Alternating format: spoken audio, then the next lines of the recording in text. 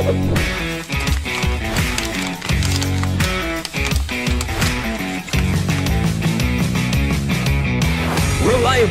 trusted, and up to date. Halo Hunters, welcome back di podcast Magang Update, podcast yang paling reliable, trusted, and up to date. Nah, sebelumnya perkenalkan, aku Nadira Zahra as a Business and Partnership Development Intern at Magang Update yang akan menjadi podcaster pada episode kali ini.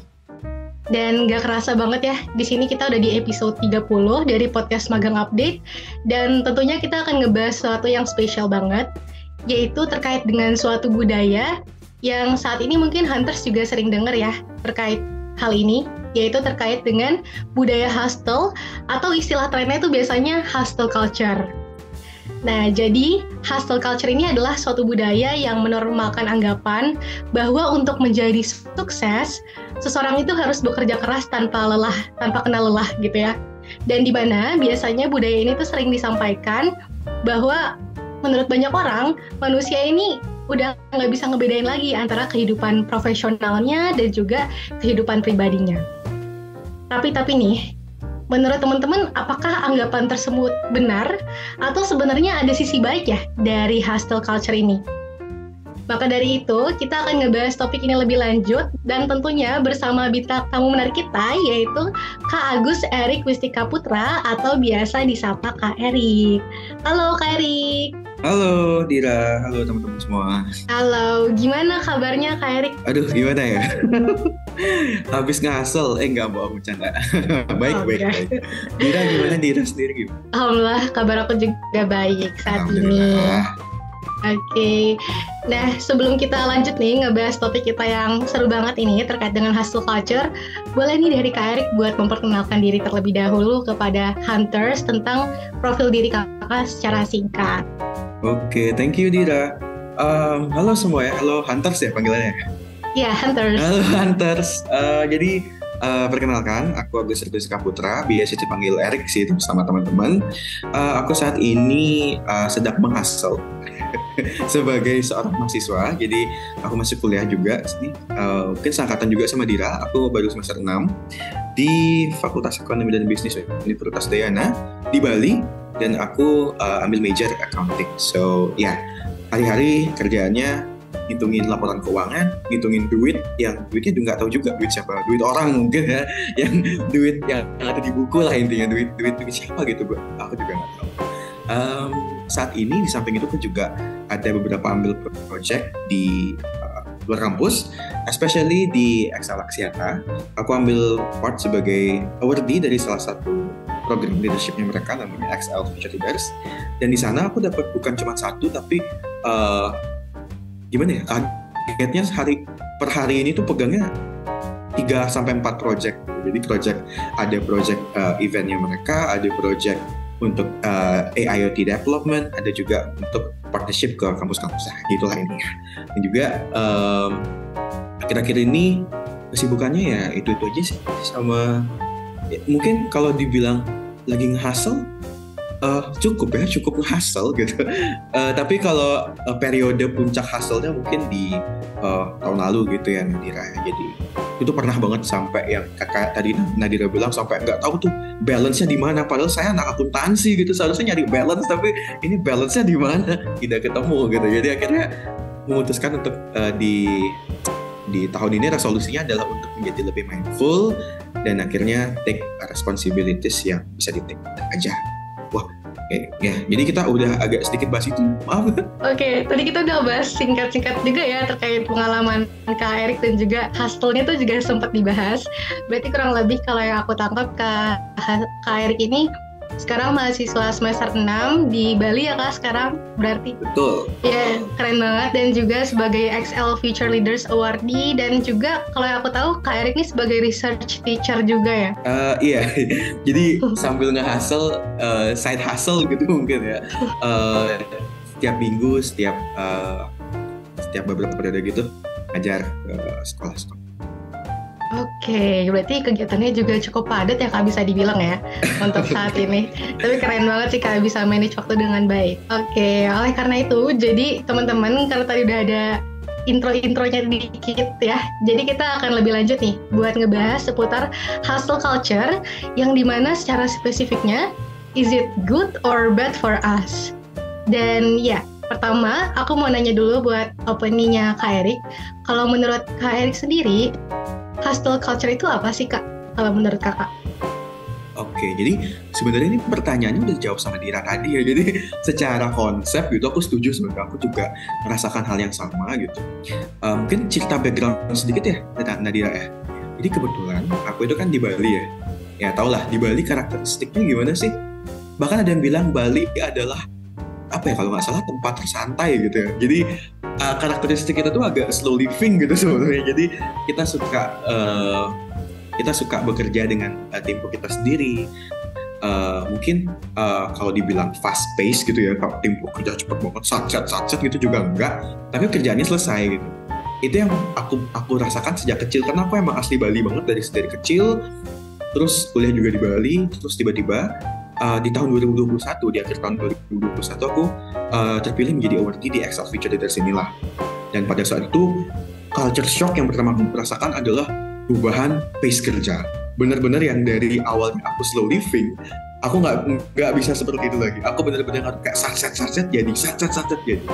Karena program ini sebenarnya kan kumpulan dari mahasiswa di seluruh Indonesia. Jadi ada kampus top 3, ada bahkan mapres-mapresnya kampus top 3. Jadi ya kebayang lah gimana pace kerjanya, dan aku harus menyamakan dengan culture itu. Jadi pertama kali yang aku rasakan kaget banget, sampai akhirnya budaya tersebut aku adopsi sampai sekarang, sampai gara-gara dapat inspirasi dan dapat banyak hal baru dari teman-teman yang ada di luar Bali gitu. Akhirnya ikutan juga untuk jadi hustle, ikutan juga untuk memiliki kerja yang cukup draining, misalnya untuk memiliki volume kerja yang tinggi, untuk kerja dalam jangka waktu yang cepat. Jadi ikutan hustle juga jadinya gitu. Jadi overall aku meyakini hustle ini bukan sebagai sebuah culture ya. Jadi kan kalau culture itu kayak istilahnya lebih ke hal yang berbau warisan gitu kan, lebih ke hal yang berbau adat istiadat gitu kan. Mungkin hustle culture ini aku lihat sebagai sebuah fenomena mungkin. Jadi fenomena yang terjadi especially mungkin di generasi kita ya, Dira ya. Mungkin aku juga pikir di milenial sudah mulai nih. Dari milenial sampai Gen Z, aku pikir udah ada starting point bahwa kita tuh harus bekerja semaksimal mungkin, kita harus bekerja secapek mungkin agar kita bisa mencapai tujuan kita. Which yang aku notabene kan adalah tujuan kita itu kayaknya bukan di-set sama kita sendiri, tapi di-set sama standar sosial kayak gitu ya kan, social standard gitu ya, yang sekarang tren dibilang. Jadi kalau misalnya maba zaman sekarang tuh ngasalnya udah nyari intern gitu ya, udah nyari info intern. Dulu aku masih jual risol tuh maba-maba tuh masih perang jual risol. Sekarang udah harus intern di 3 company tahun ini dan lain sebagainya. Jadi hustle culture ini menurutku bukan budaya tapi fenomena yang terjadi di kita, yang menormalkan untuk menjadi berlebihan, atau bahasa kerennya workaholic yang fight, atau workaholic yang dibikin keren gitu bahasa. Menurutku juga gitu sih, aku sepakat sama Dira tadi. Oke, menarik ya, workaholic yang dibikin keren. Itu suatu istilah yang menarik menurut aku buat ngegambarin hustle culture ini. Dan aku juga dengar tadi Kak Erik nyampein terkait dengan perubahan pace kerja, yang dimana culture itu kayak faktor luar tuh bisa ngaruh banget ya ke diri kita. Itu hustle culture juga terbentuk dari lingkungan yang berubah-ubah, yang dimana kalau tadi Kak Erik bilang sekarang tuh mahasiswa baru udah nyari intern. Betul, ngerasain kan? Ngerasain banget sih. Kayak wah dulu nyarinya kayak organisasi atau kepanitiaan, sekarang organisasi atau intern ya? Yes, exactly. Benar banget sih Kak. Nah kalau lanjutan lagi nih, aku mau nanya lagi ke Kak Erik. Kalau menurut Kak Erik nih, kira-kira asal muasalnya hustle culture ini bisa muncul tuh ke diri kita tuh apa sih? Kayak mungkin ada lagi nih tambahan alasan lain selain yang tadi dari faktor eksternal. Kalau aku sendiri melihat hustle culture ini karena sebagai sebuah fenomena ya, jadi nggak singular effect gitu. Jadi bukan disebabkan karena satu hal yang satu doang gitu. Ada banyak hal yang bisa mempengaruhi seorang menjadi workaholic, atau seseorang gila kerja, atau seseorang yang jadi hustle gitu kan. mungkin main apa ya, aku buka catat juga nih. main kata kuncinya yang menyebabkan menurutku yang bisa hustle adalah adanya ketidakseimbangan, adanya undefined line, jadi adanya garis yang gak jelas sebenarnya antara kehidupan personal sama kehidupan profesional. Jadi ini muaranya yang bikin bahwa kita tuh harus menjadi extra miles, kita harus menjadi luar biasa bekerja keras, kita harus menyelesaikan semua dengan luar biasa, dan kita harus bekerja sepanjang waktu, karena kita belum tahu pembedaan antara personal dan professional life. Kapan kita harus bekerja keras, kapan kita harus menjadi diri kita sendiri gitu. Sebab-sebabnya lagi, aku baca-baca juga, mungkin Dira juga pernah baca, ada toxic positivity. Jadi kayak yang bilang kalau sakit apapun kita gitu, misalnya kita lagi disakiti pacar gitu misalnya, kita harus bilang ini adalah bagian dari rintangan, ini adalah bagian dari caraku belajar gitu. Jadi kita udah tahu kita sakit, tapi kayak kita berusaha mengafirmasi diri positif bahwa oh, ini adalah hal terbaik untuk aku, dengan ini aku bisa tumbuh dan belajar, yang keterusan gitu. Jadi udah positivity yang keterusan jadinya toxic gitu, karena kita terus mengafirmasi, kita terus menaruh diri kita di keadaan yang toxic itu, dan membuat seolah-olah kita tuh fine-fine aja, yang keterusan itu yang pertama. Yang kedua, kita nggak tahu apa, kita nggak tahu diri kita sendiri, kita nggak tahu what is our goals gitu misalnya, kita nggak tahu kita tuh pengen jadi apa, jadi kita ambil semua, especially di mahasiswa. Mungkin aku lihat kenapa maba gitu langsung pengen, aku pengen intern, gue pengen semester 1, pokoknya gue pengen 4 perusahaan besar gue internin, gue pengen setiap bulan gue bisa intern di 3 company berbeda. Ada loh yang kayak gitu. Itu semua disebabkan karena kita belum tahu sebenarnya goals kita apa sih at the end of the day, IDP kita apa sih, individual development plan kita apa sih, big goals kita apa sih gitu. Jadi yang seharusnya terjadi adalah kita bisa kenal dulu, maksudnya kayak oh, gue tuh sebenarnya pengen jadi ini, gue tuh jurusannya ini, gue tuh bisanya ini, jadi ya udah gue bisa metain gitu loh, maksudnya oh, sekarang jadi ini, sekarang kerja ini, besok kerja ini. Jadi gak ambil semua kesempatan yang ada banget gitu, karena kesempatan kan zaman sekarang itu besar banget ya Dira ya. Jadi kalau zaman dulu tuh mungkin kesempatannya minim tapi niatnya besar. Sekarang udah niatnya meledak gitu kan, kesempatan juga meledak gitu kan, pas meledak supply plus demandnya meledak duar gitu kan, jadi membludak, akhirnya yang capek diri kita sendiri gitu. Di samping itu juga karena perbedaan zaman tadi, misalnya perubahan teknologi gitu. Dulu mungkin orang-orang tuh, misal di startup gitu ya, di startup itu dulu aku lihat juga belum sebanyak sekarang pertumbuhannya. Sekarang tuh bahkan startup tuh bisa ada di setiap blok perusahaan gitu. Jadi kayak setiap blok itu lah ada startup satu, dan di sana pasti perlu manpower, yang manpowernya nggak mungkin kerja sedikit gitu kan, nggak mungkin kerja dia ngambil part tertentu, pastinya ada banyak part gitu yang diambil.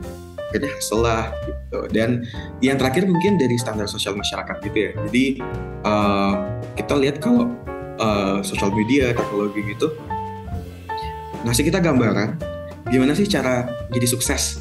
Gambaran sukses Gen Z itu kayak apa sih? Misal intern atau ISMA di tempat ISMA, terus intern, beasiswa, mapres, all in one gitu. Jadi udah lu sukses jadi mahasiswa. Kerja juga gitu, magang di berapa company, udah sukses jadi Gen Z gitu. Jadi sebenarnya yang buat adanya hustle culture ini banyak banget, baik dari diri kita sendiri, kita nggak tahu kita mau ngapain, dan dari luar juga dukung banget, teknologi yang besar lah, terus demand-nya semakin tinggi, dan orang-orang juga ngeset bahwa kita tuh harus kita harus melakukan ABCD agar kita bisa sukses gitu. Jadi yes, banyak banget sebenarnya, Dira. Mungkin aku nggak bisa sebutin semua karena ini bakal jadi 24 jam. Aduh, udah bisa 3 SKS ya Kak, kalau misalkan semuanya disebutin ya. Tapi kalau tadi yang aku tangkap beberapa poin. Berarti kita harus bisa menyeimbangkan juga ya Kak sebenarnya kehidupan kita antara profesional dan pribadi. Terus juga kita harus pahamin ini ya Kak, goals dan individual plan. Yep. Yang sebaiknya tuh kita pahamin gitu tujuan kita mau kemana. Apalagi di saat standar sosial tuh sekarang udah cukup tinggi gitu.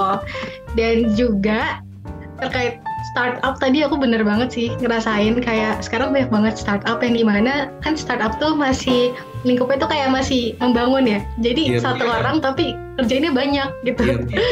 Kayak bisnis-bisnis gitu. Nah, oke, aku ke next question ya Kak. Dan aku mau nanya nih ke Kak Erik. Kalau kita lihat kan konotasi hustle culture nih biasanya cenderung ke arah yang negatif gitu kan. Tapi sebenarnya nih kira-kira kalau misalkan hustle culture ada nggak sih Kak sisi positifnya? Sebenarnya hustle culture ini menurutku ada dua, kayak mungkin klasiknya bilang kayak belati bermata dua gitu ya, pisau bermata dua gitu ya. Satunya ada yang tajam, satunya ada yang enggak gitu. Kedua-duanya bisa dipakai buat motong. Cuman menurutku sendiri yang lebih efektif, yang lebih bisa, yang lebih ada yang lebih positif, ada yang lebih negatif gitu. Ketika kita bilang yang negatif, konotasinya bener kayak hustle culture-nya buat kita fatigue, buat kita kelelahan, buat kita stres, overwhelm, terus kayak buat kita menjadi lelah dengan diri sendiri dan akhirnya stres dan akhirnya ya kayak zaman sekarang ya issues mental health yang jadi gini, padahal gara-garanya kayak gara-gara kita sendiri gitu. Yang kedua, sisi positifnya ada banget. Jadi menurutku sendiri ada perbedaan antara hustle culture dan asal muasalnya hustle culture. Jadi bibit dari hustle culture, atau kalau kita lihat sisi positif hustle culture, itu menurutku kita bisa bekerja dengan lebih optimal gitu, jelas. Kerjaan kita lebih rapi, lebih terstruktur dan jadi.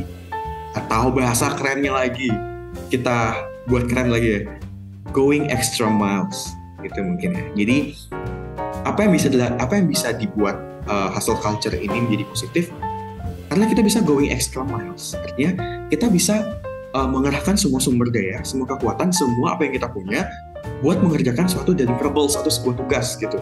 Yang akhirnya yang puas sama tugasnya bukan cuma kita, tapi juga mungkin atasan kita, mungkin kolega kita dan lain sebagainya.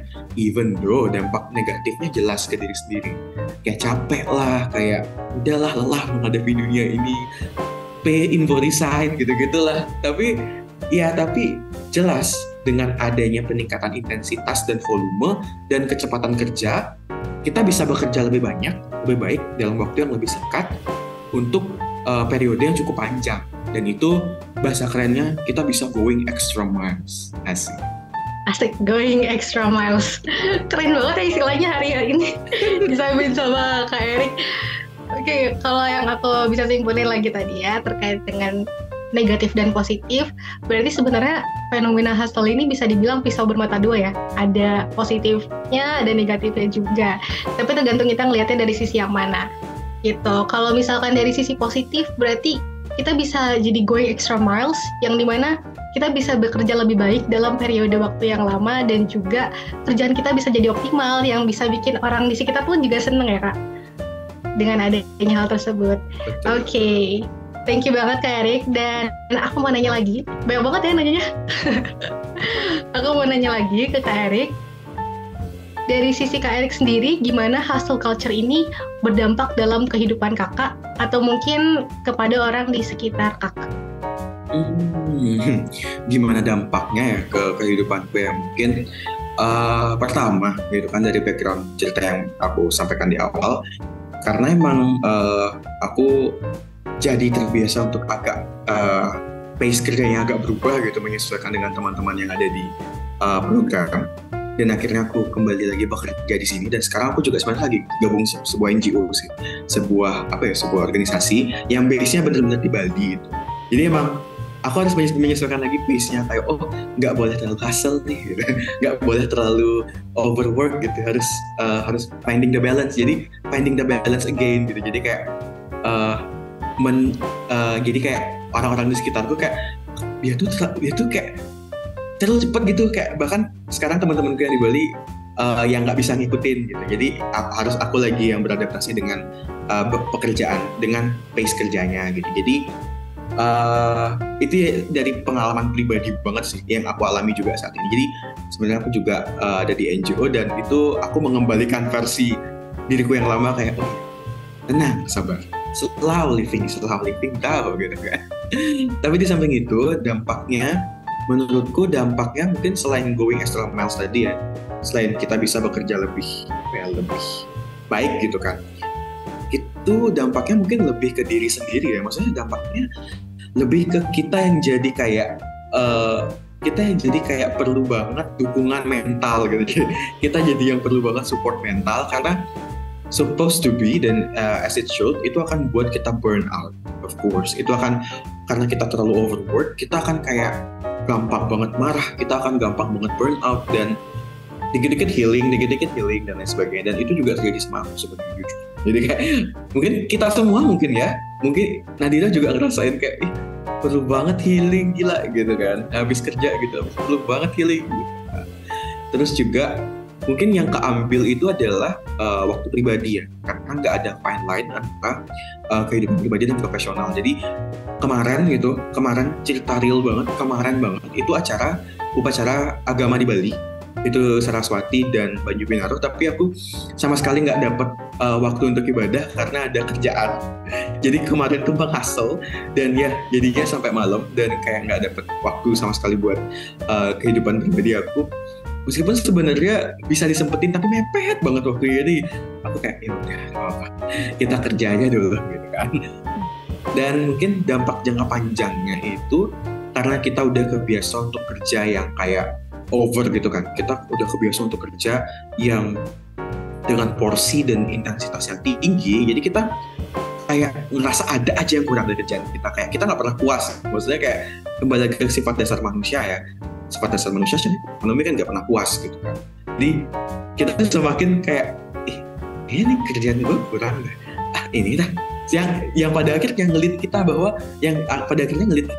kembali hasil gitu. Jadi kayak kita terus membenahi pekerjaan kita. Ini bagian ini kurang deh. Entar deh, bagian ini kurang. Entar deh, sampai akhirnya lama-lama overwork gitu. Dan akhirnya burnout. Siklus itu terjadi. Seperti apa ya? Kalau dulu bilangnya lingkaran kemiskinan, mungkin sekarang bilang lingkaran kehasulan gitu mungkin ya. Terjebak dalam siklus itu. Gitu sih. Oke, thank you Kak Erik buat penjelasannya. Berarti dengan adanya situasi ini kita juga harus paham di situasi-situasi tertentu ya. Dengan orang yang mungkin di situ dia tuh pekerjaannya lebih slow living gitu. Jadi kita harus memahami juga dengan situasi tersebut. Dan pengaruh lainnya juga mungkin di situasi yang dimana dengan adanya fenomena hustle ini kita berada di situasi yang burnout, yang jadinya tuh perlu dukungan lebih dari orang-orang sekitar dan juga perlu waktu untuk istirahat gitu ya terkait dengan fenomena ini. Oke. Nah jadi kalau menurut Kak Erik sendiri nih, jadi aku penasaran nih, kalau menurut Kak Erik berarti hustle culture tuh good or bad Kak? Mana nih yang menang?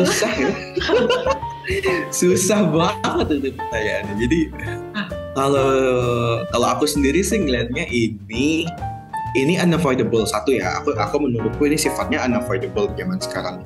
Karena kan kita zamannya VUCA ya, kita zamannya volatility, kita zamannya uncertainty, kita zamannya change, dan kita perlu adapt untuk itu semua. Jadi dengan perkembangan dunia secepat, seberat dan semoh ini gitu, kita juga harus menjadi lebih cepat, bekerja lebih keras, dan kita lebih moh gitu. Jadi menurutku ini kalau bicara ada abad ini mungkin jadi fenomena ada abad ini gitu. Jadi fenomena abad ini .2 hustle culture gitu jadinya. Jadi menurutku ini hal default yang akan terjadi sih, dan ini sudah predictable sebenarnya di zaman sekarang. Jadi menurutku apakah ini bad or not? Depends sebenarnya. Jawabannya menurutku depends lah. Kalau misalnya kita merasakan dampak dunia secara berkepanjangan gitu, misalnya kita terus menerus merasa gue capek tapi gue tetap kerjain sambil nangis gitu kan, itu sure it's bad. Tapi ketika kita bisa membagi diri ketika kita bisa menempatkan prioritas gitu menurutku.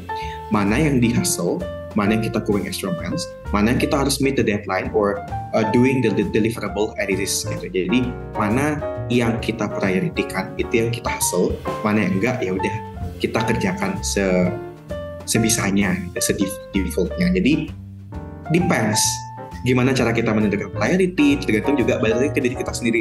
Kita tahu goals kita enggak, kita tahu mana enggak yang priority. Makanya aku biasanya pakai mungkin di teorinya Eisenhower Matrix ya namanya, tapi lebih gampangnya lagi aku biasanya pakai mikir aja sih, maksudnya kerjaan deliverables A gitu, misalnya di intern dulu sepenting apa sih, deadline-nya kapan gitu, terus bisa nggak dikerjain remote gitu. Sama B misalnya tugas akademik di kampus ini bisa dikerjain entaran nggak ya, atau harus dikumpul entar gitu. Jadi bisa pakai logika aja sih, dan juga knowing ourselves better aja sih menurutku, good or bad-nya. Oke, thank you Kak Erik. Berarti emang depends ya Kak, depends on the situation, dan juga seperti yang awal-awal Kak Erik sempat bilang bahwa ini tuh fenomena yang pisau bermata dua, ya nggak sih Kak? Jadi tergantung kita lihat dari sudut pandang lainnya, dan juga kita juga harus bisa mencoba untuk memahami prioritas kita ya Kak pada saat tersebut. Oke, nah mungkin nih Kak, di rata-rata pendengar podcast ini kan adalah Gen Z ya. Para Gen Z nih mungkin yang mendengar podcast ini. Nah, yang sedang menggeluti dunia profesional ya. Kalau menurut Kak Erik sendiri, ada nggak nih Kak tips dari Kak Erik untuk dari kitanya bisa mengontrol fenomena ini atau hustle culture ini?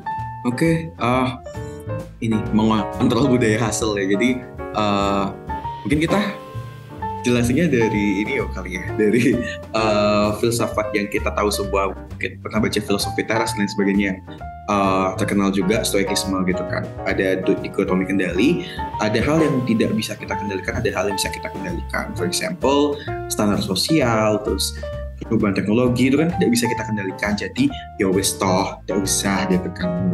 Jadi kita tidak usah ngasih tips ke sana gitu. Jadi gimana kita mengendalikan teknologi?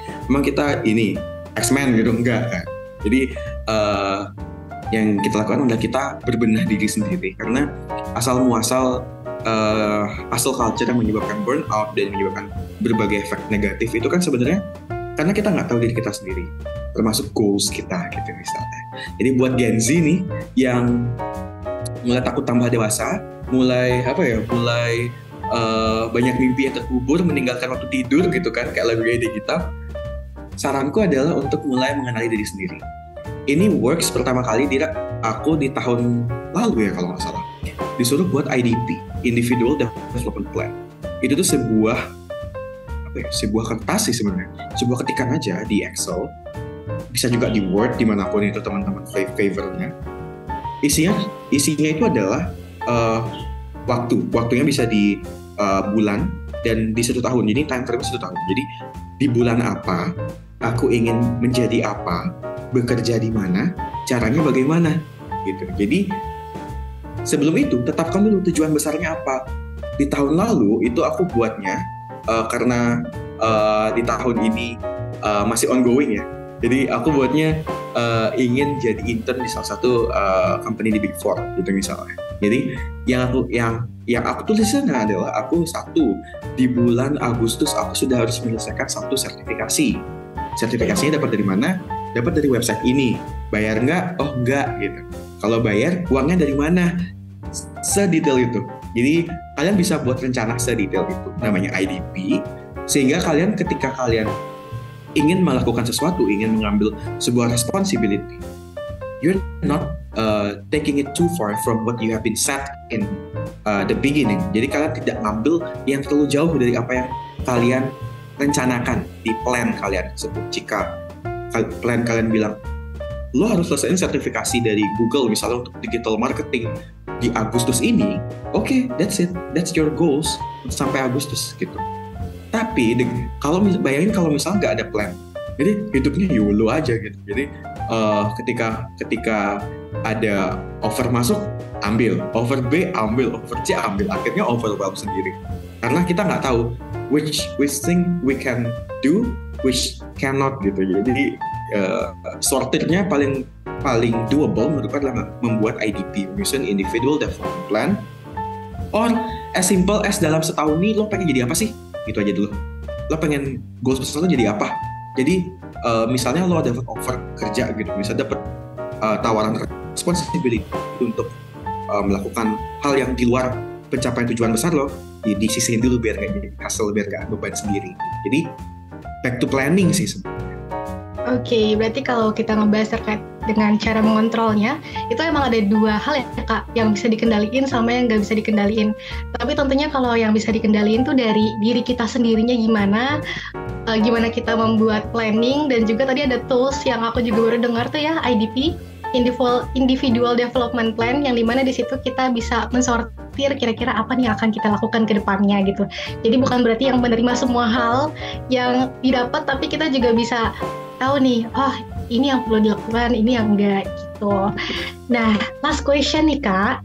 So, maybe setelah kita mendengar podcast ini, ngebahas podcast terkait dengan hustle culture, apa nih harapan Kak Erik buat para hunters yang mendengar terkait dengan budaya hustle ini, ataupun mungkin boleh kayak closing statement dari Kak Erik buat teman-teman yang sekarang lagi nonton. Oke, jadi just quick reminder, bukan cuma buat teman-teman yang nonton, mungkin buat kita juga Nadira, buat aku sendiri terutama, mungkin aku sering banget lupa dan sering banget not minding myself. Mungkin Dira juga sering bekerja terlalu keras sampai kayak harus selesai ini jangan gitu. Pesannya adalah let's be extra miles gitu. Let's be extra miles. Kita boleh bekerja dengan sekuat tenaga, dengan waktu yang penuh, dengan semua kemampuan yang kita miliki, but be mindful to ourselves. Jangan lupa take care ourselves juga. Set the limit.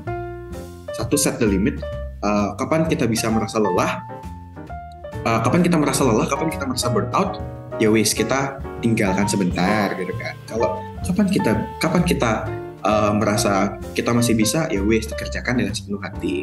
Kapan waktunya istirahat gitu. Jadi jangan sampai, ya aku sih jujur aku juga orangnya agak demen banget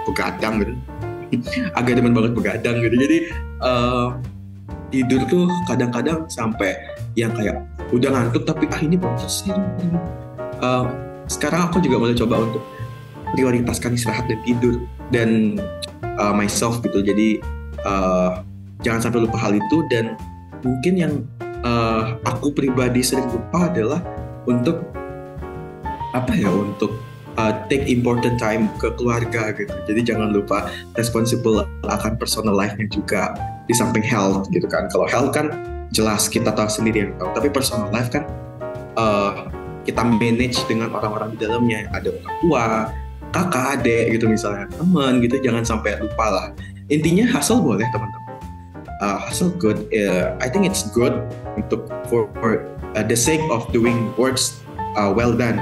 But we need to be mindfully hustle, itulah istilahnya. Jadi kita tahu kapan waktu main, kapan waktu untuk bekerja. Mungkin untuk sebagai penutup, ini aku pernah dengar dari salah satu resource di ITB kalau nggak salah. Aku lupa banget. Ini tahun awal aku masuk kuliah. Dibilang cara untuk menjadi produktif, karena kan pada dasarnya dengan kita melakukan hustle, kita tuh kayak merasa kita tuh produktif karena kita mengerjakan banyak hal yang sampai kita capek sendiri.